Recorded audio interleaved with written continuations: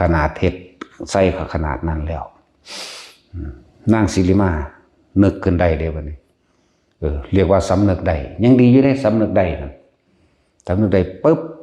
โอ้เฮาสิไปเฮานี่มีจิตประทุษร้ายเห็นบ่มีจิตประทุษร้ายกับบุคคลผู้ไม่ประทุษร้ายกับเราขนาดนี้เฮานี่เป็นคนเลวมากเลย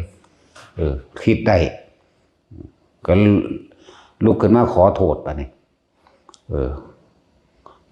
ขอโทษนั่งอุตรานั่งอุตราก็เลยบอกที่เราจะคิดร้ายกับบุคคลผู้ใดผู้หนึ่งทั้งมนุษย์และอมนุษย์ไม่มีเลยนั่นแต่ว่าขอให้นั่งอุตรานั่นนะได้โปรดอภัยโทษให้กับผู้ฆ่าได้บ่ซั่นถ้าบิดาของข้าอภัยให้ท่านข้าก็อภัยให้ท่านนั่นที่จริงนั่งบ่โกรธเลย